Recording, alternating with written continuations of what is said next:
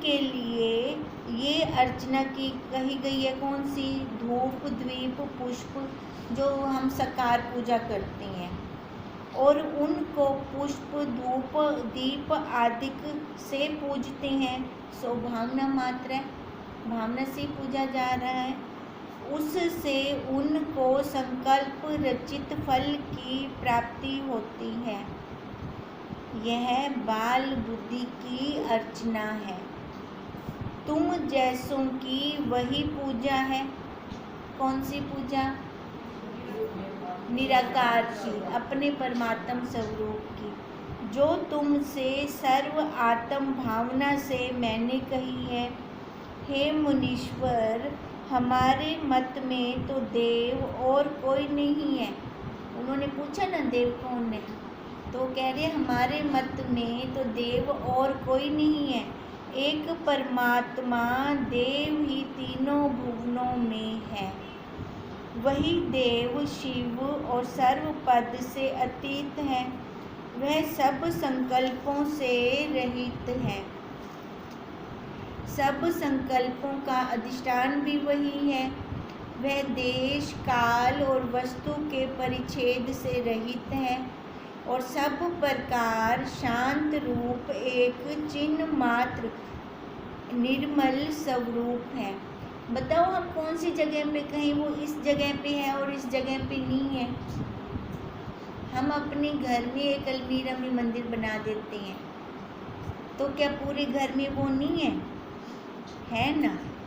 तो वही कह रहे हैं, जो मैं पूजा कह रहा हूँ, जो मैंने तुमसे पूजा की है, हमारे मत में वही असल पूजा है। कहते हैं और सब प्रकार शांत रूप एक चिन्ह मात्र निर्मल स्वरूप है। वही देव कहता है। हे मुनीश्वर, जो संबित सत्ता पांचभूत कला से अतीत और सब भावों के भीतर स्थित है, वही सबको सत्ता देने वाला देव है। सब की सत्ता हरने वाला भी वही है। उसके बिना एक पत्ता भी नहीं हिल सकता। हे ब्राह्मण, जो ब्रह्म सत्य असत्य के मध्य और सत्य असत्य के परे कहता है, वही देव परमात्मा है। सत्य में भी है, असत्य में भी है, और दोनों से वो परे भी है। जो परम स्वतः सत्ता स्वभाव से सबको प्राप्त हुआ है और महाचित्त कहता है, वही परमात्म देव सत्ता है। क्या कह रही हैं? जो परम स्वतः सत्ता स्वभाव से सबको प्राप्त है। किसकी बात कर रही हैं ये? साक्षी की। सबके पास है ना वो। और सभी वही महाचित्त कहता है ना? चित्त है सबके पास अपना। वही परमात्म देव सत्ता है। बताओ परमात्मा कहाँ पर है ना? हम सब में वही परमात्मा है। जैसे सब वृक्षों व लताओं के भीतर रस स्थित है, वैसे ही समान सत्ता रूप से परम चेतन आत्मा सर्वत्र स्थित है। अब गन्ने को कहीं से भी खाएंगे हम, मीठा ही होगा, ऊपर नीचे दाएं बाएं जहाँ से मर्जी चखें। अब मीठा है ना, सब जगह उसकी मिठास है।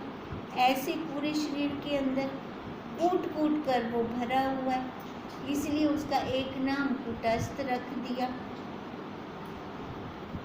कीड़ी जहाँ मर्जी चल जाए, आंखें हमारी आगे हैं, पर हमें पता चल जाएगा कि इधर जूं घूम रही है सिर में, पीठ के पीछे कीड़ी चल रही है। पता चलता है ना? कैसे पता चलता है? जानना रूप से कूट कूट कर भरा पड़ा है। हम कहीं कहाँ पे है? खाली हृदय में है, अंतःकरण में है? नहीं, पूरे नस नाड़ियों में उसी का प्रवाह चल रहा है। जो चैतन्य तत्व अरुंधति का है और चैतन्य तत्व तुम निष्पाप मुनि का और पार्वती का है, वही चैतन्य तत्व मेरा है। अब पार्वती जी ने बोला था ना अरुंधति का है ना, अरुंधति को ले आओ, मैं उसके साथ वार्तालाप करूँगी। वही चैतन्य तत्व त्रिलोकी मात्र का है, वही देव है और कोई देव नहीं। हाथ पांव से युक्त जिस देव की कल्पना करते हैं वह चिन्ह मात्र सार नहीं है। हम कहते हैं ना हमें दर्शन नहीं हुए भगवान जी के, हमें वो दिखाएं तभी हम माने, अपने दर्शन दें, कुछ हमें अलग से दिखाएं, है ना, तो हम उनको माने। अब क्या कह रहे हैं, जो हाथ पैर वाला होगा ना वो चिन्ह मात्र सत्ता नहीं हो सकती, वो प्रॉपर हो नहीं सकता। क्यों नहीं हो सकता? क्योंकि आए और गए, आकार में है ना, आना और जाना रहा। आकार कभी किसी का एक जैसा रहता नहीं, इसलिए कहते हैं कि वह चिन्ह मात्र सार नहीं है। चिन्ह मात्र ही सब जगत का सारभूत है। अब चिन्ह मात्र मतलब वो सत्ता, सब जगत का सारभूत वही है और वही अर्चना करने योग्य है। उससे सब फलों की प्राप्ति होती है। अब किसकी अर्चना से प्राप्ति होती है? उस चिन्ह मात्र सत्ता। अब चिन्ह मात्र सत्ता जगह जगह पे कूट कूट कर भरी पड़ी है, पिंड में भी ब्रह्मांड में भी। हम कह नहीं सकते कि उसके बिना एक कण भी खाली हो। चिन्ह मात्र ही सब जगत का सारभूत है और वही अर्चना करने योग्य है। उससे सब फलों की प्राप्ति होती है। वह देव कहीं दूर नहीं और किसी प्रकार किसी को प्राप्त होना भी कठिन नहीं। दूर हो तो हम उसकी प्राप्ति करें, कहीं अलग बैठा हो फिर तो हम उसको लें। सबके पास है, करना क्या है? प्राप्त की प्राप्ति करनी है। कहते हैं जो सब की देह में स्थित और सब का आत्मा है, वह दूर कैसे हो और कठिनता से कैसे प्राप्त हो? सब क्रिया तो वही करता है। अब जैसे किसी को बच्चा होने वाला हो और वो कहे कि जब बच्चा हो ना मेरे को बता देना, मेरे को जगा देना, है ना, मेरे को पता नहीं है ना, पहली बार होने मेरे को पता नहीं है, मेरे को बता देना, मेरे को उठा देना जब बच्चा हो तो। अब बताओ, वही सबको उठा देगी कि उसको उठाना पड़ेगा? अब ये भी ऐसे ही है। अब उसको कहाँ से प्राप्त करें? वही है तो हम ये जान रही हैं सारा कुछ। उसके बिना हम कैसे जाने? उसके बिना तो बुद्धि भी ना चले, ये वाणी भी ना चले, कुछ एक पत्ता भी ना हिले। कहते हैं वे सब क्रिया वही करता है। भोजन भरण और पोषण वही करता है, वही श्वास लेता है, सबका ज्ञाता भी वही है। वह पृष्ठिका में प्रतिबिंबित होकर प्रकाशित होता है।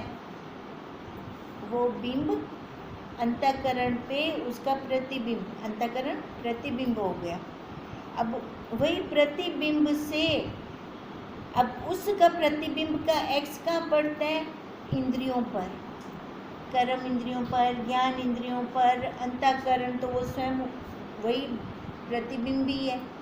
अब वही इंद्रियां हमारी काम करती हैं, फिर ये मन बुद्धि चित्त अहंकार हमारा काम करता है। फिर जैसे हम कहते हैं सूरज का प्रतिबिंब बाल्टी में, बाल्टी के जल का वो परछावा दीवार के ऊपर, बाल्टी का जल हिल रहा है तो वो प्रतिबिंब भी हिल रहा है, बिंब तो नहीं हिल रहा। बिंब तो वैसे का वैसे ही है। ऐसे ही हम सबका प्रतिबिंब अपने अपने गुणों के हिसाब से हिल रहा है।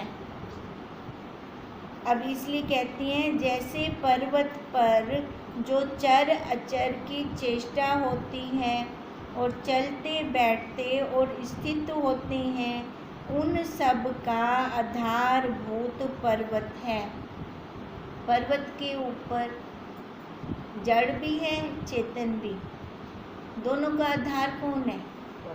पर्वत है ना, दोनों का आधार वही पर्वत हुआ। अब कहते हैं ऐसे ही ये 84 लाख योनियां, इसमें जड़ चेतन जितनी हैं सबका आधार वही है। कई चाबी वाले खिलौने हो गए तो कोई बिना चाबी के खिलौने। बिना चाबी के खिलौनों को हमने जड़ कह दिया, चाबी वाले खिलौनों को हमने चेतन कह दिया। अब जितनी चाबी भरी जाती है उतना खिलौना चलता है, उससे ज़्यादा तो नहीं चलता। अब ये चाबी प्राणों की चाबी भरी गई है, ये प्राणों की चाबी इसमें जितनी भरी गई, ये श्वास जितने आ जा रही है, ये चाबी चल रही है हमारे प्राणों की। अब ये श्वास जब खत्म होंगे उसी टाइम वो खिलौना रुक जाएगा। अब यही गुरुदेव हमें कह रही हैं, पर आधार तो वही है। कहते हैं जैसे पर्वत पर जो चर अचर की चेष्टा होती है और चलते बैठते और स्थित होती हैं, उन सब का आधारभूत पर्वत है, वैसे ही मन सहित षट इंद्रियों की चेष्टा आत्मा के आश्रय में होती है। हो रही है सारी इंद्रियों की चेष्टा, उसी की संज्ञा व्यवहार के निमित्त तत्ववेताओं ने देव कल्पित की है। अब देखो, उसी की संज्ञा व्यवहार के निमित्त तत्ववेताओं ने देव कल्पित की है। अब कल्पना करके उन्होंने आकार वाला हमारे सामने कर दिया, नहीं तो उसको देखा तो किसी ने नहीं, किसने देखा है? अब हम खुद आकार में हैं, ऐसे जिसने कल्पना की होगी तो वो भी तो आकार वाला होगा कि कृष्ण जी ऐसे हैं, शिव जी ऐसे हैं, ब्रह्मा जी ऐसे हैं, तो वो भी तो आकार वाला होगा। अब आकार वाले ने आकार वाले की कल्पना करके वैसा हमारे सामने बना दिया, क्योंकि हम भी जैसे आकार वाले हैं ना, वैसे दूसरे आकार वाले को देखकर जल्दी समझेंगे। और अगर शुरू से हमारे पास ये निराकार सत्ता होती, हम इतनी जल्दी समझ ही ना पाते, डायरेक्ट जा ना पाते। उन्होंने पहले नीचे से ऊपर तक, ऊपर से नीचे तक, जैसे चक्की चलाई वैसे हमें समझाया। पहले जीव से ईश्वर तक लेके गए, ईश्वर से फिर ब्रह्म तक लेकर आए। अगर सीधा जीव से ईश्वर ब्रह्म में ले आते तो वाणी मात्र होता, वो अनुभूति ना निकाल पाते हम। डायरेक्ट समुद्र का जल कोई नहीं पी सकता जब तक उसका वाष्पीकरण नहीं होता। जब उसका वाष्पीकरण होता है फिर वो दोबारा नीचे आता है वर्षा के द्वारा, फिर हम ले सकते हैं उसको, ऐसे नहीं ले सकते। अब इसलिए कह रही हैं, और व्यवहार के निमित्त, व्यवहार के लिए आकार चाहिए, बिना आकार के व्यवहार नहीं हो सकता। स्टील की चद्दर पड़ी है, कैसे बनाए उसमें चाय, कैसे खाना बनाए उसमें? जब तक उस चद्दर को हम कोई आकार नहीं देते, केतली का दें, कुकर का दें या किसी और बर्तन का दें, प्लेट बना लें, गिलास बना लें, फिर खा पाएंगे ना, बना भी तब पाएंगे। चद्दर में तो हम कुछ बना नहीं सकते ना खा सकते हैं। अब ऐसे ही व्यवहार के निमित्त वो आकार का आना बहुत ज़रूरी था। अब हमारे गुरुदेव आकार में आए ना, आकार में आए तभी हमारे बुद्धि के बल निकाले। क्यों? क्योंकि ये वाणी रूपी यंत्र तभी मिल सकता है, नहीं तो ये वाणी रूपी यंत्र हमें मिल नहीं सकता बिना आकार के। कोई आकाशवाणी तो होने से रही। कौन हमें समझाता फिर? कौन हमें ये ज्ञान देता? अब गुरुदेव आए हैं आकार लेकर। अब जैसे कृष्ण जी ने कहा कि मैंने इन मूर्खों के लिए आकार लिया, इन्होंने ही मेरे को अपने जैसा समझ लिया। कहा ना कृष्ण जी ने 6वें अध्याय में कह रहे हैं गीता के। अब आकार तो वो हमारे लिए लेके आए, हमें उठाने के लिए, पर हम कहाँ स्थित हुए? हमने उनकी क्रिया को पकड़ लिया, वो भी तो कर रही हैं, पर उन्होंने क्रिया हमारे लिए की। मैं आज करूँगा तो मेरे को देखकर ये भी करेंगे। अगर बच्चे को समझाना हो ना, बोलना कभी मत, उसको क्रिया करके समझाना तो वो जल्दी समझेगा। अगर हम बोल के समझाते हैं ना तो वो समझता नहीं है। क्रिया करके समझाएंगे वो जल्दी समझेगा। मैं खुद टीवी देख रही हूँ और उसको बोलूँ तो टीवी ना देख, उसको वो समझ जाएगा। अगर उसको समझाना है तो पहले अपना टीवी बंद करना है, फिर वो समझेगा। असर भी उसके ऊपर तभी होगा, पहले हो नहीं सकता। अब कहते हैं वही व्यवहार के निमित्त तत्ववेताओं ने देव की कल्पना की। ये सारी कल्पना है कि पहले जीव ईश्वर तक तो पहुँचे, ईश्वर तक पहुँचेगा तभी वो ब्रह्म तक आएगा। एक देव चिन्ह मात्र सूक्ष्म सर्वव्यापी निरंजन आत्मा ब्रह्म इत्यादि नाम ज्ञानवानों ने उपदेश रूप व्यवहार के निमित्त रखे हैं। अब देखो ये सबके नाम देखो अलग अलग हैं। कृष्ण जी को ही हम कितने नामों से बुला लेते हैं, पर है तो वो एक। हम अपने घर में एक छोटे बच्चे को भी कितने, कोई मिट्ठू कह रहा है ना, कोई लल्ला कह रहा है, हर अपने अपने अपने भावों से, पर है तो वो एक। अब कहते हैं ये सारे जितने भी नाम लिखे हैं ना, सर्वव्यापी, निरंजन, आत्मा, ब्रह्म, ये ज्ञानवानों ने उपदेश के निमित्त कुछ तो नाम देंगे ना। ओम, साक्षी, सच्चिदानंद रूप। तो हम कैसे पहचाने? देखो अब जो ये वाले नाम शुरू से ही हमारे महापुरुषों ने दिए हुए हैं ना, तो वो नाम लेते ही ना एक प्योरिटी वाला अनुभव आ जाता है। सच्चित बोल दे, सच्चिदानंद, जय सच्चिदानंद। अगर ऐसे हम बोलते हैं तो हमारा बुद्धि में एकदम कौन आ जाते हैं? वही सत्ता, वही आ जाती है, एकदम वही सत्ता।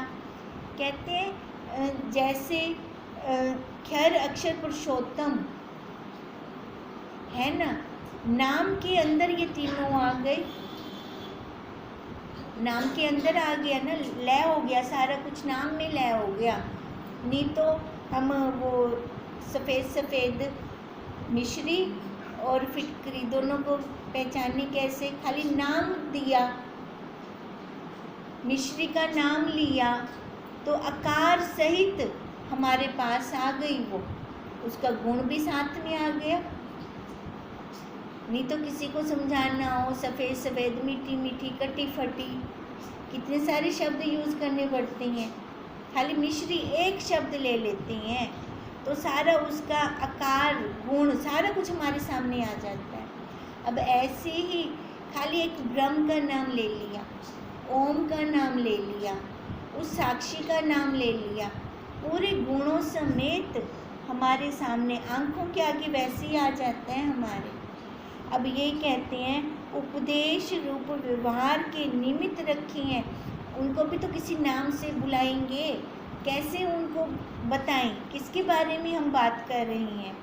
हे मुनीश्वर, जो कुछ विस्तार सहित जगत भासता है उस सब का प्रकाशक है और सब से रहित भी है। सब का प्रकाशक भी है, जितना हम देख रही हैं। अब इसके अंदर वही है तभी देख रही है, आपके अंदर भी वही है तभी आप देख रहे हो। तो बोला सबका प्रकाशक, सबका प्रकाशक हो गया। 84 लाख योनियों का प्रकाशक, एक बिल्ली के अंदर भी वही है,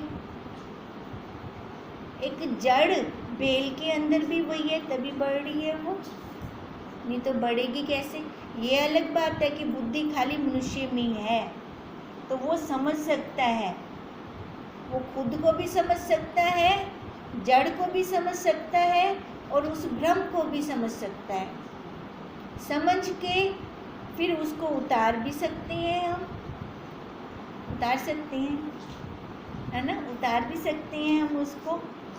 जैसे अंतःकरण से जाना, फिर अंतःकरण को ही लय कर दिया, तो ये कौन करेगा, ये खाली मनुष्य योनि में ही कर सकते हैं।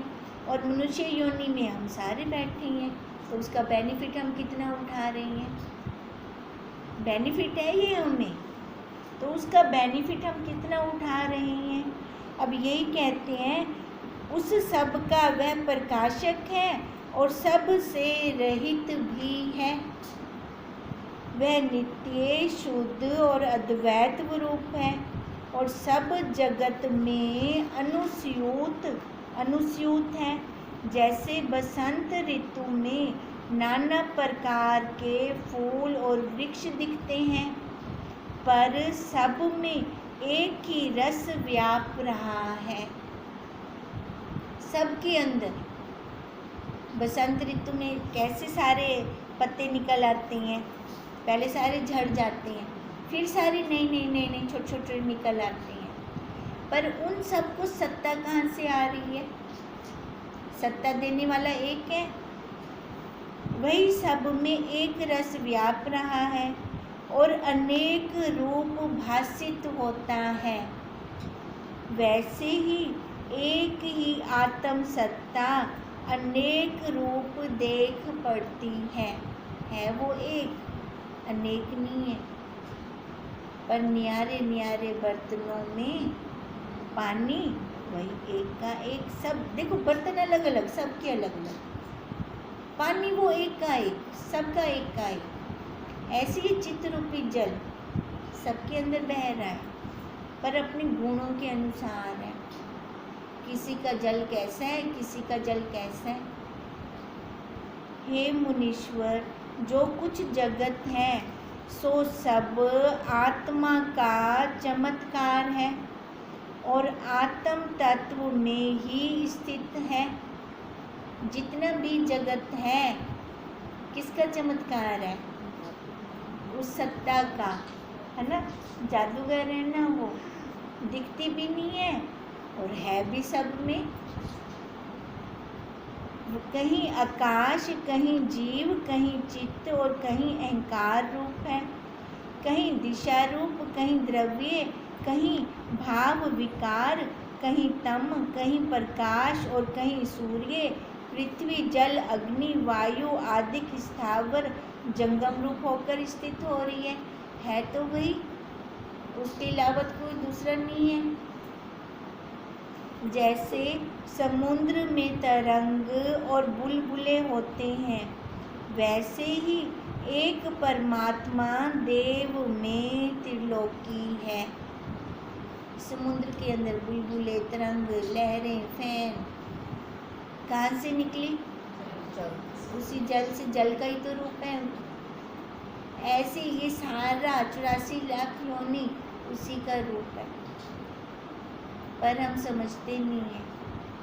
हमारी बुद्धि के अंदर कुछ और आ जाता है। फिर कहते हैं, हे मुनीश्वर, देवता, दैत्य, मनुष्य आदि सब एक देव में रहते हैं। जैसे जल में तृण बहते हैं, वैसे ही परमात्मा में जीव बह रहा है। जल के अंदर मुर्दा भी बह रहा है, पत्ते सूखे, कपड़े भी, गंदगी भी, सारा कुछ बह रहा है जल के अंदर। कहाँ बह रहा है, जल के अंदर है अलग अलग। ऐसे उस सत्ता के अंदर ये 84 लाख योनियाँ बह रही हैं। बह कहाँ रही हैं, उस सत्ता के अंदर। तो सत्ता से अलग कौन हुआ, जैसे जल से वो कोई अलग ना हुआ ना, चाहे मुर्दा हो गया, चाहे वो फूल भी बह जा रही हैं, है ना, है तो सारे जल, जल से अलग तो कोई भी नहीं है। ऐसी हम उस सत्ता से अलग कोई भी नहीं है वही के वही रूप। वही चैतन्य तत्व चतुर्भुज होकर दैत्यों का नाश करता है। जैसे जल मेघरूप होकर धूप को रोकता है, वही चैतन्य तत्व त्रिनेत्र मस्तक पर चंद्र धारण किए वृषभ पर आरूढ़ पर्वती रूप कमलनी के मुख का भंवरा बना रुद्र होकर स्थित होता है। वही चेतना विष्णु रूप सत्ता है, जिसके नाभि कमल से ब्रह्म त्रिलोकी वेद त्रय रूप कमलनी की लता बड़ी होकर स्थित हुई है। हे मुनीश्वर, इस प्रकार एक ही चैतन्य तत्व अनेक रूप होकर स्थित हुआ है। जैसे एक ही रस अनेक रूप होता है और जैसे एक ही स्वर्ण अनेक भूषण बनते हैं। सोना है ना, एक है ना सोना, गहने अलग अलग हैं। वैसे ही एक ही चैतन्य अनेक रूप होकर दिखता है। इससे सब देव सब देह एक चैतन्य तत्व की है। सबकी देह एक चैतन्य तत्व की है। जैसे एक वृक्ष के अनेक पत्ते होते हैं, वैसे ही चैतन्य की सब देह हैं एक ही चैतन्य की। अब वृक्ष के अंदर पत्ते भी हैं, टहनियाँ, शाखाएं, फल फूल, पर है तो वृक्ष में ना। अब ऐसे एक चैतन्य के अंदर ये सब देह उसकी एक की है। वही चैतन्य मस्तक पर चूड़ामणि धारने वाला त्रिलोकीपति इंद्र है। देवता रूप होकर वही स्थित हुआ है और दैत्य रूप होकर भी वही स्थित है। मरने और उपजने का रूप भी वही रखता है। जैसे एक समुद्र में जो तरंग के समूह उपजते हैं और मिट जाते हैं, लय भी तो उसी में हो रही है, निकल भी तो उसी से रहे हैं, सो सब जल रूप ही है। वैसे ही उत्पत्ति और विनाश चैतन्य में होता है। वह चैतन्य रूप परमात्मा एक ही वस्तु है, उससे अलग और कुछ भी नहीं है। क्या निकला है हमारा आज? हमने क्या पढ़ा आज?